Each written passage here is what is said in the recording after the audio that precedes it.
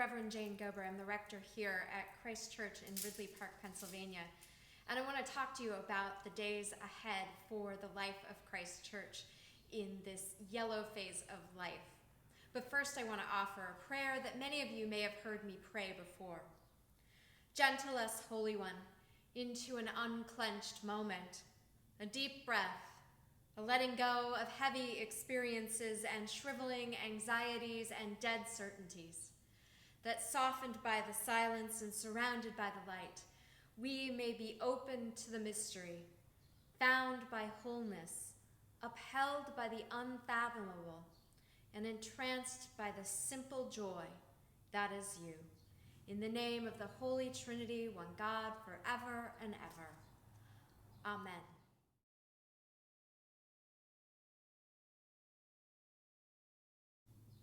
So what I'm talking to you about today is the work of Christ Church in reestablishing some of our in-person healing and reconciling ministry to this neighborhood, restoring that in an in-person format. The reality is the ministry and life and witness of Christ Church has never stopped, even though we have been together apart. So of course, one of the primary things you're probably wondering about is when will there be an opportunity to resume worshiping together in person?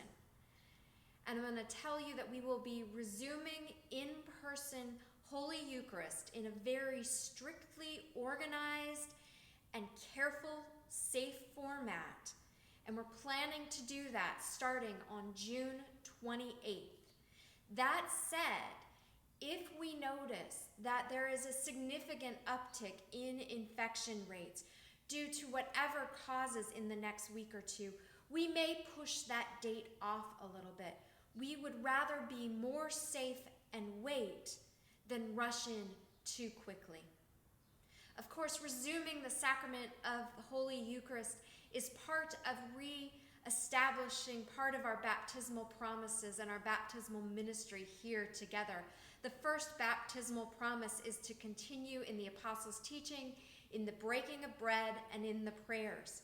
And since March 8th, we have not had the breaking of bread, Holy Communion, here at Christ Church, either for myself or for anyone else.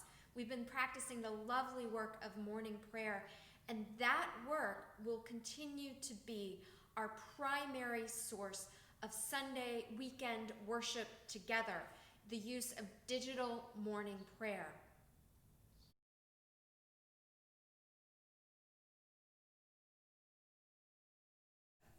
You may be wondering what by reservation services are going to look like. First of all, I want to let you know we're going to schedule for 8 services, 4 weeks of services, 1 on Sunday morning, 1 on Tuesday evening. Each of those services will have a maximum number of reservations of 20 people. Those 20 people will be reserved much like tables at a restaurant, tables for 1 through tables for 5. If your household unit is 5 people and you would expect to have 5 people coming to communion, reserve for that 5. If you're a solo person, reserve for yourself. You will not be sitting entirely alone. Solo people like me would be able to sit in a pew with another person, but of course at a 6 feet of distance. Those reservations are going to be using an online reservation form, very simple, but we also are going to wait to open that up until after we've made phone calls to all of our households that we would think of as being low tech, as people who don't use computers or internet and so on.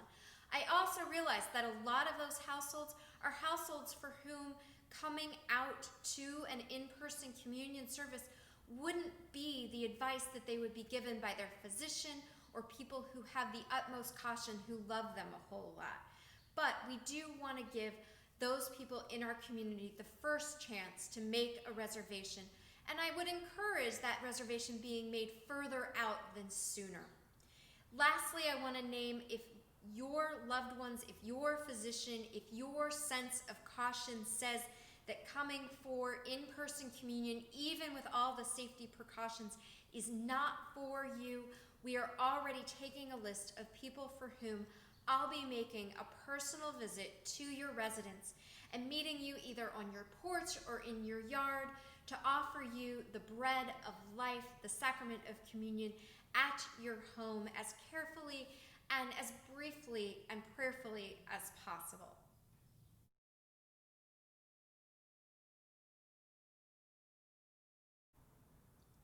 We'll be taking a lot of precautions in our service. First of all, we'll be only using 2 doors. We'll be using the red doors and the green doors. There'll be hand washing stations outside of those doors, and we're going to ask that everybody wash their hands with soap and water before they come into the building. We're going to ask that everybody wear a mask, and we'll have those available for you. Both cloth masks that would then be yours to keep, and paper masks as well.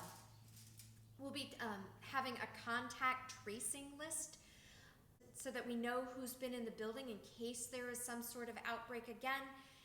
All of those records will be kept safely in a file in our office, and at a time in the future when we can destroy those, we will destroy those.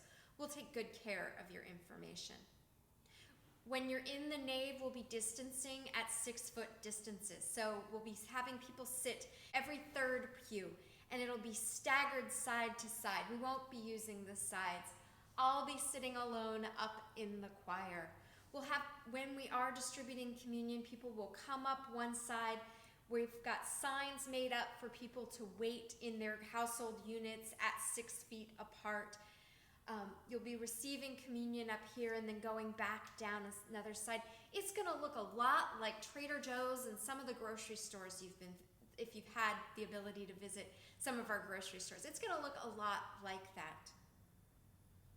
There are other details as well, but we'll let you know more about those as we get closer to that date.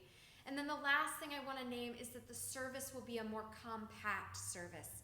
It is not going to be like those snack bits that you used to get of samples at Costco or at Sam's or at BJ's, but it's also not going to be a 3-course meal. The service is going to be limited in time because we want to limit the amount of time we are in here together. I want to give you the space to reconnect with the ministry of this building and of this sanctuary, but I also want to use the utmost precautions. So our services will be shorter in format than what you remember from years past. There will be music, but there will not be singing. People will need to wear their masks the entire time they're here, with the exception of when you're receiving communion. The only exception to that are toddlers. Toddlers wouldn't need to wear masks.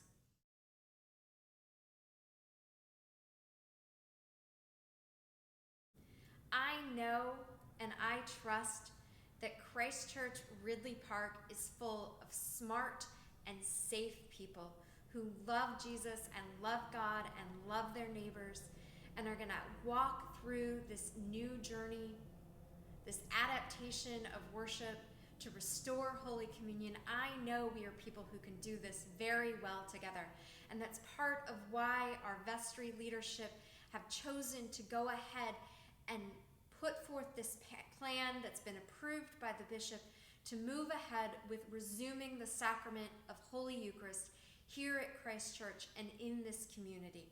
We'll be doing this process for the time that we're scheduling this out.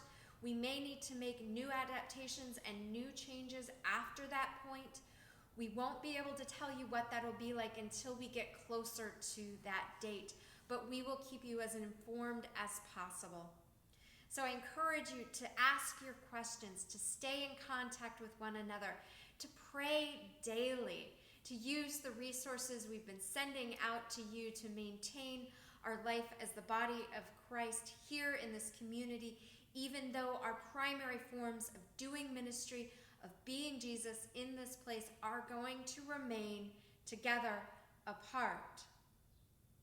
I do look forward to seeing those of you that can come here. I do look forward to restoring communion to our aumbrey and to this table, and to going out to your places of residence to bring that to you as needed. Stay safe, stay well, stay the body of Christ in the world. I love you, I miss you, and I'm looking forward to seeing a few more of you soon.